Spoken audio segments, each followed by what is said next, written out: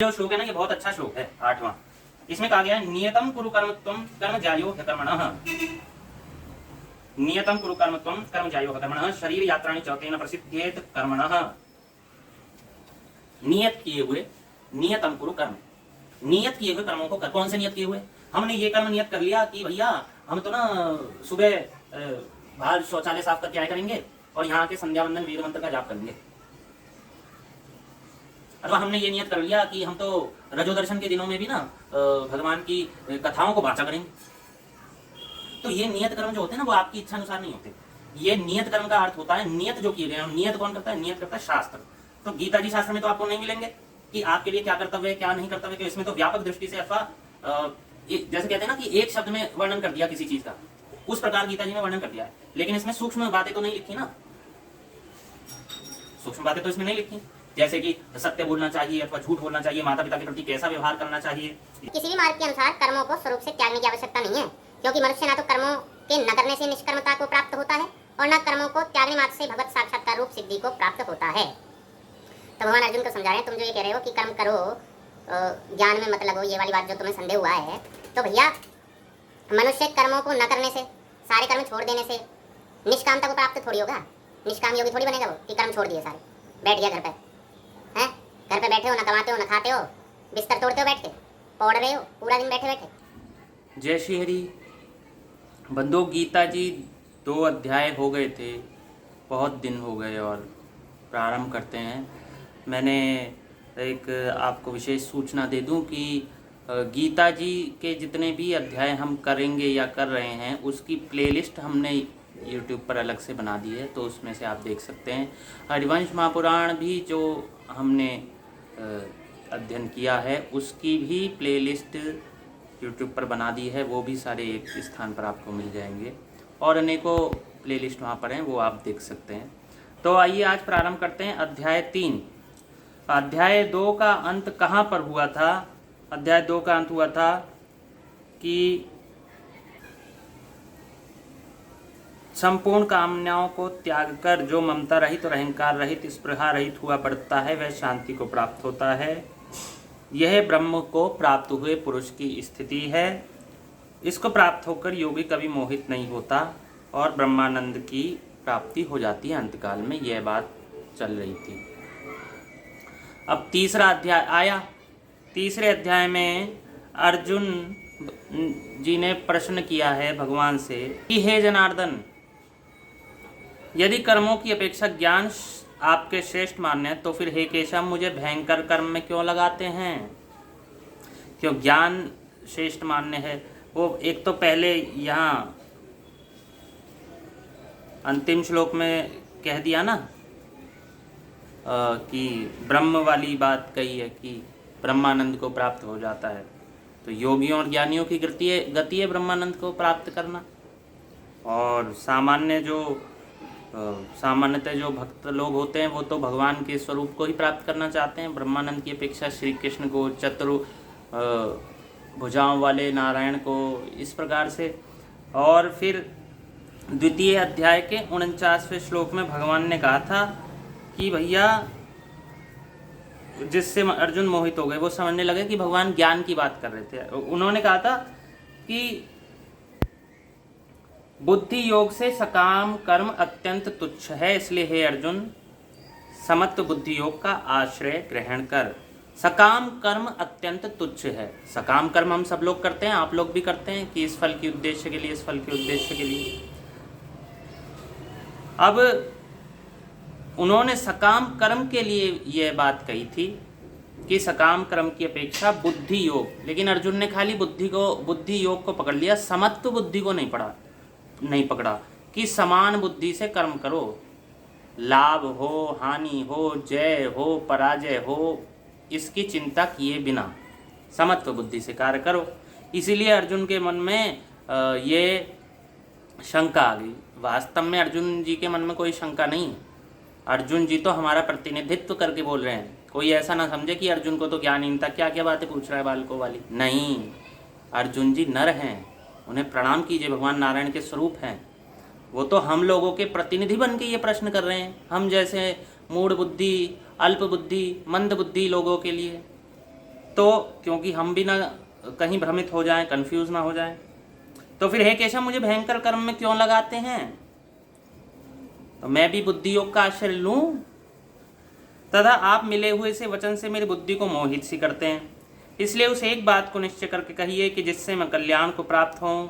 इस प्रकार अर्जुन के पूछने पर भगवान श्री कृष्ण महाराज बोले, हे निष्पाप अर्जुन, इस श्लोक में 2 प्रकार की निष्ठा मेरे द्वारा पहले कही गई है, ज्ञानियों की ज्ञान योग से और योगियों की निष्काम कर्म योग से। ज्ञानियों की ज्ञान योग से और योगियों की निष्काम कर्म योग से।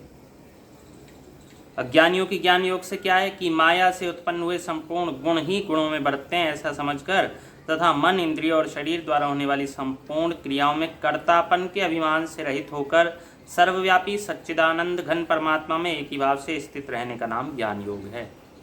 कि कर्ता तो मैं हूं नहीं, मैं कर्ता नहीं हूं, हमारे अंदर वासुदेव बैठे हैं, वो कर्ता हैं।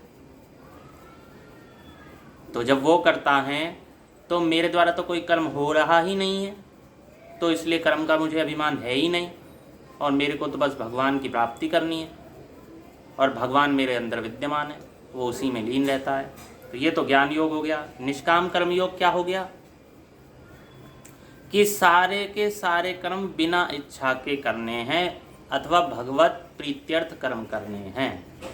भगवान की प्रीति के लिए, भगवान की प्रसन्नता के लिए कर्मों में मन हमें लगाना ही नहीं है। ये हो गया निष्काम कर्मयोग।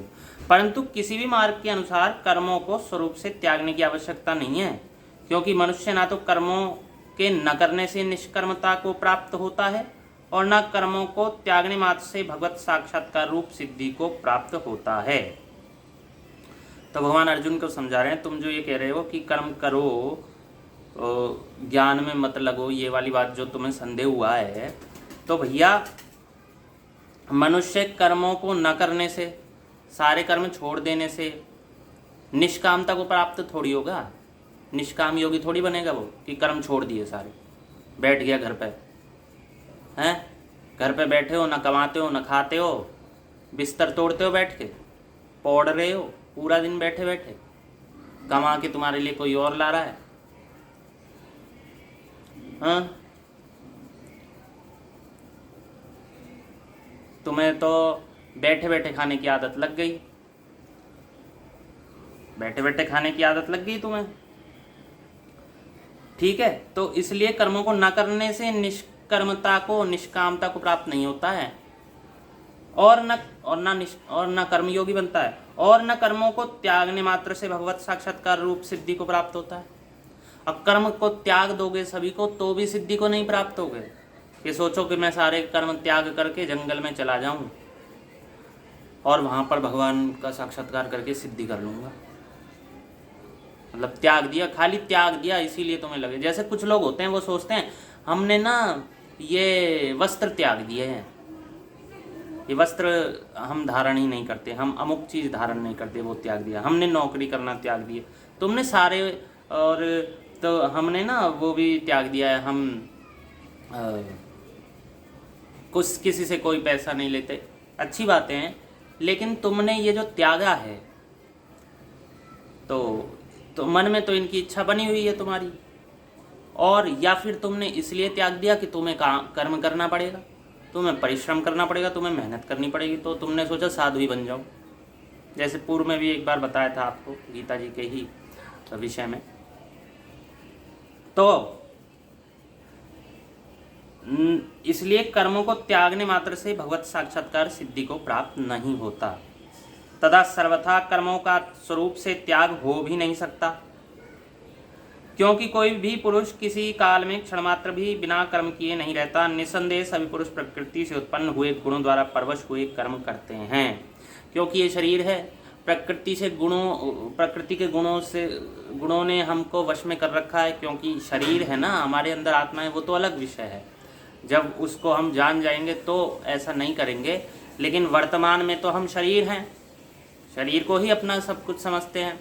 तो शरीर के कुछ धर्म होते हैं, खाना पीना, उठना बैठना, चलना फिरना पड़ता है। एक जगह लेट जाओ, मुझे नहीं पता आप में से कितने लोगों ने ऐसा देखा होगा एक चैनल है संदीप भट्ट करके, नाम ले रहा हूँ, अच्छा चैनल है क्योंकि यूट्यूब पर वो सहायता करता है, वो युवा लड़का। तो जब वो सहायता करता है लोगों की, तो उसने दिखाया कि कई लोग जो है बिस्तर पर लेटे लेटे उनके कृमि बन गए, कीड़े बन गए कमर में, रीढ़ की हड्डी टूट गई थी, बिस्तर पर लेटे लेटे कीड़े बन गए। तो कोई लेटा भी नहीं रह सकता सदैव, बैठा भी नहीं रह सकता सदैव। योगियों की अलग बात है, तपश्चर्या में जब आप बढ़ते हैं उसका अलग विषय है, उसमें भगवान शक्ति देते हैं। लेकिन तुम सोचो कि तुम सारे कर्म त्याग कर लेट जाओ या खाली बैठ जाओ या खाली खड़े रहो या जो कुछ भी, तो बाधा आ जाएगी, कीड़े लग जाएंगे शरीर में। इसीलिए कुछ तो करोगे ही, कर्म को कैसे त्याग दोगे? जहाँ जाओगे तपश्चर्या करोगे, वह भी तो कर्म है कि सुबह से शाम तक बैठे रह रहे हो, तपस्या कर रहे हो, फिर खाना पीना भी थोड़ा बहुत पड़ेगा, फिर प्रातःकाल स्नान शौच कर्म आदि से निवृत्त होगे, फिर पुनः अगले दिन तपश्चर्या में लगोगे प्रातःकाल से लेकर सायंकाल तक, फिर शौचाचार आदि करोगे, निद्रा लोगे, भूख प्यास लगेगी वो करोगे, वो सब करके फिर अगले दिन लगोगे, ऐसा कुछ ना कुछ तो करोगे ना। लेकिन यदि तुम सोचो मात्र कर्मों को त्याग दिया, पागल किसे बना रहे हो तुम भगवान को क्या समझते हो? तुम यहाँ मनुष्यों को ही तो मूर्ख बना सकते हो। हम जैसे मनुष्य ही तो मूर्ख बनते हैं कि वो देखो वो सभी कर्मों को त्याग चुका है और वो साधु है और पढ़ रहा है, पेट निकाल लिया इतना मोटा। मैं इस बात को इस चीज़ में मत ले जाना कि जो कथावाचक कथा करते हैं उनके पेट मोटे मोटे हैं, इन सब चीज़ों में मत ले जाना। कारण कि कभी बैठ के करके देखो, 1 घंटे घुटने मोड़ के बैठ के देखो, तपश्चर्या है वो भी, वह भी तपस्या है। 6 घंटे 4 घंटे 3 घंटे बैठते हैं वो। तो उस चीज़ से तुलना मत करना, यहाँ उस चीज़ से तुलना करना कि जिन्हें खाली आदत ही बैठ के खाने की होगी, लेटे रहते हैं, पौधे रहते हैं, न भगवान की पूजा करनी, न नाम जप करना, न ध्यान करना, न योग करना, न संध्या करनी, न स्वाध्याय करना, न कथा बाँचनी, कुछ करना ही नहीं है, बस छोड़ के बैठ गए इसलिए कि काम न करना पड़े, हम साधु हो। नहीं, यही बात यहाँ कही गई है कि बिना कर्म किए कोई नहीं रह सकता। निसंदेह सभी पुरुष प्रकृति से उत्पन्न हुए, गुण द्वारा परवश हुए कर्म करते हैं। इसलिए जो मूर्ख पुरुष कर्मेंद्रियों को हट से रोककर इंद्रियों के भोगों को मन से चिंतन करता रहता है, वह मिथ्याचारी अर्थात दंभी कहा जाता है। कर्मेंद्रियों को तो हट से रोक लिया और मन से चिंतन कर रहा है। पहले भी यह विषय आया है। क्या विषय? आपने भोजन अल्प कर दिया, आपने चट मसालेदार वस्तुएं छोड़ दी, आपने तामसिक मांसाहार आदि, अंडा मांस मदिरा आदि, प्याज लहसुन गाजर मूली शलजम बैगन आदि सब छोड़ दिया, लेकिन मन से उनका चिंतन हो रहा है। गाजर का हलवा मिलता,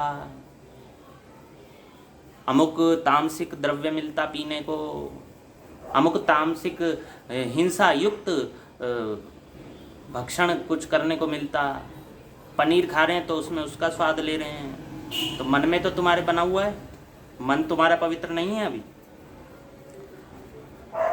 और फिर कर्मेंद्रियों से भले ही तुमने स्पष्ट रूप से कहें तो तुमने मैथुन का त्याग कर दिया, मान लीजिए तुमने हस्त मैथुन का त्याग कर दिया, लेकिन मन में तुम्हारे ऐसी भावना आती रहती हैं, तो अभी मन पवित्र नहीं है, तो अभी तो तुम दंभी हो। यदि तुम प्रयासरत हो तो साधक हो, और यदि तुम्हारा ये स्वभाव बन गया है कि बाहर से तो नहीं करेंगे, अंदर से कुछ भी करते रहेंगे, अथवा कोई ना कोई बहाना ढूंढेंगे कि जैसे कि कोई भी बहाना ढूंढ लेंगे कि कुछ लोग होते हैं कई विवाह कर लेते हैं, अथवा यूँ कहते हैं कि हमने उसके साथ कुछ नहीं किया, उसकी इच्छा थी इसलिए उसकी इच्छा से किया है। तो ये दंभ है कि बाहर से तुम इंद्रियों को भले ही रोक रहे हो, अथवा बाहर से किसी को दिखा रहे हो कि हम साधु हैं, और अंदर से तुम हो क्या, तुम्हारे मन में चल रहा है काम वासना चल रही हैं, कामनाएं चल रही हैं, तो वो मिथ्याचारी दंभी कहलाता है। इसलिए बाहर से तो रोको ही रोको, वो तो रोकना ही पड़ेगा, अंदर से भी रोको, प्रयत्न करो अंदर से भी सफल हो तुम। और ये मैंने बताया था कि बाहर से निग्रह करो, बाहर से रोको इन सब बातों को, अंदर से मन से परमात्मा का चिंतन करते रहो। खाली रोकने से काम नहीं चलेगा, पूर्व की स्मृतियाँ रहती हैं। मन से परमात्मा का चिंतन करते रहो, परमात्मा के रूप की, लीला का, गुणों का स्मरण करते रहो, उनकी कथा का श्रवण करते रहो, उनका नाम सदैव जपते रहो। बंधु एक बात बताऊं आपको, नाम जपते रहो, कभी कभी दृढ़ भाव कर लो, निश्चय कर लो, नाम जपता रहूँगा जपता रहूँगा जपता रहूँगा, फिर आपको जपने की आवश्यकता नहीं पड़ेगी। आपकी जीव अपने आप ऐसे करती रहेगी, श्री हरि श्री हरि। जीव नहीं करेगी तो अंदर मन करेगा, एक सांस के साथ आएगी वायु सी, श्री हरि। जैसे किसी को आदत हो जाती है, कुछ लोग ऐसे करते हैं, थोड़ी थोड़ी देर में कुछ भी करते रहेंगे। कुछ लोग कुछ होती हैं, कई लोगों में कुछ भी करते रहेंगे। एक थे व्यक्ति, वो यूं करते रहते थे, ऐसे कुछ भी आदत होती है। ऐसे ही कुछ लोग अंदर से गले से कुछ भी करते रहेंगे, कुछ है नहीं, समस्या कुछ नहीं उन्हें, पर उन्हें करते करते आदत हो गई। ऐसे ही जब राम नाम लेंगे, भगवान का नाम लेंगे, कोई भी नाम लेंगे, जो नाम भगवान का आपको पसंद हो, तो वो करने की आपको आदत लग जाएगी, स्वभाव लग जाएगा, फिर वो अपने आप होने लगता है, वो अंदर से निकलने लगता है। बस दृढ़ रहो, 1 वर्ष 2 वर्ष 5 वर्ष 10 वर्ष 12 वर्ष करते रहो, उसके पश्चात निश्चित रूप से आपको स्वभाव हो जाएगा। तो इसीलिए ऐसे करके भगवान का जप करते, भगवान की नाम रूप लीला गुण आदि का कीर्तन दर्शन ध्यान आदि करते हुए, भगवान के तीर्थों का भ्रमण करते हुए, और ये भगवान के नामों का जप आदि करते हुए, मंत्रों का जप आदि करते हुए, और बाहर से इंद्रियों को रोकोगे तो धीरे धीरे अंदर से भी समापन हो जाएगा। और फिर कह रहे हैं भगवान, और हे अर्जुन, जो पुरुष मन से इंद्रियों को वश में करके अनासक्त हुआ, मन से इंद्रियों को वश में करके अनासक्त जो हो जाता है, ऐसा करते करते अनासक्त जो हो जाता है, किसी चीज में आसक्ति नहीं रहती, अनासक्त हुआ, कर्मेंद्रियों से कर्मयोग का आचरण करता है, वह श्रेष्ठ है। अनासक्त हो गया अब सबसे, लेकिन कार्य कर रहा है। क्यों? जीविका कैसे चलेगी कार्य नहीं करेगा तो? नित्य कर्म कैसे होंगे? पवित्रता कैसे रहेगी? सुबह स्नान आदि नहीं करेगा तो? कार्य कर रहा है, पर मन में आसक्ति किसी बात की नहीं है, लेकिन कार्य कर रहा है बिना आसक्ति के। एक होता है आसक्ति, लोभ है, लालच है, इतना पैसा कमाऊँ, इतना कमाऊँ, ये घर लूँ, वो गाड़ी लूँ, ये भोग भोगूँ, वहाँ विदेश घूमने जाऊँ, और इसलिए कर रहा है। एक है नहीं, कर रहा है, बस भगवान का चिंतन आदि हो रहा है, बस वो कर रहा है जीविकोपार्जन के लिए। इसलिए तो ये व्यक्ति श्रेष्ठ है। इसलिए तू शास्त्र विधि से नियत किए हुए स्वधर्म रूप कर्म को कर, क्योंकि कर्म न करने की अपेक्षा कर्म करना श्रेष्ठ है, तथा कर्म न करने से तेरा शरीर निर्वाह भी नहीं सिद्ध होगा। तो शास्त्र विधि से नियत किए हुए स्वधर्म रूप कर्म को कर, स्वधर्म रूप कर्म को कर, क्योंकि कर्म न करने की अपेक्षा कर्म करना श्रेष्ठ है। कर्म नहीं करोगे उसकी अपेक्षा कर्म करना श्रेष्ठ है। ना करना तो तामसिक वृत्ति हो जाएगा, और करना तो राजसिक तो है, कम से कम करना राजसिक तो है, कुछ भी कर रहा है भले ही। तो इसलिए, और कर्म न करने से तेरा शरीर निर्वाह भी सिद्ध नहीं होगा, जीविकोपार्जन कैसे चलेगी। अच्छा, ये जो श्लोक है ना, ये बहुत अच्छा श्लोक है, 8वां। इसमें कहा गया है, नियतम कुरु कर्म त्वं कर्म ज्यायो ह्यकर्मणः, नियतम कुरु कर्म त्वं कर्म ज्यायो ह्यकर्मणः, शरीर यात्राणि च तेन प्रसिद्धेत कर्मणः। नियत किए हुए, नियतम कुरु कर्म, नियत किए हुए कर्मों को कर। कौन से नियत किए हुए? हमने ये कर्म नियत कर लिया कि भैया हम तो ना सुबह बाहर शौचालय साफ करके आए करेंगे, और यहाँ आके संध्या वंदन वेद मंत्र का जाप करेंगे। अथवा हमने ये नियत कर लिया कि हम तो रजोदर्शन के दिनों में भी ना भगवान की कथाओं को वाचा करेंगे। तो ये नियत कर्म जो होते हैं ना, वो आपकी इच्छा अनुसार नहीं होते। ये नियत कर्म का अर्थ होता है नियत जो किए गए हैं। नियत कौन करता है? नियत करता है शास्त्र। तो गीता जी शास्त्र में तो आपको नहीं मिलेंगे कि आपके लिए क्या कर्तव्य है क्या नहीं कर्तव्य, क्यों इसमें तो व्यापक दृष्टि से अथवा जैसे कहते हैं ना कि एक शब्द में वर्णन कर दिया किसी चीज का, उस प्रकार गीता जी में वर्णन कर दिया है। लेकिन इसमें सूक्ष्म बातें तो नहीं लिखी ना,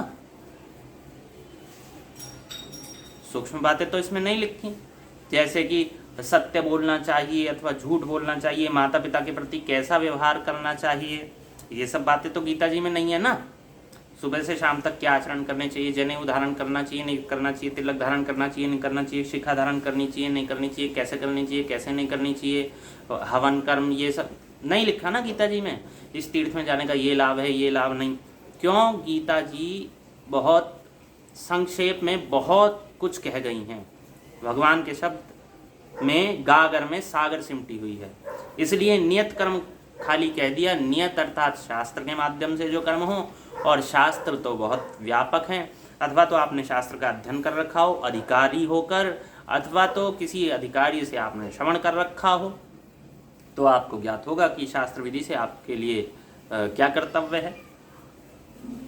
तो स्वधर्म रूप नियत कर्मों को कर।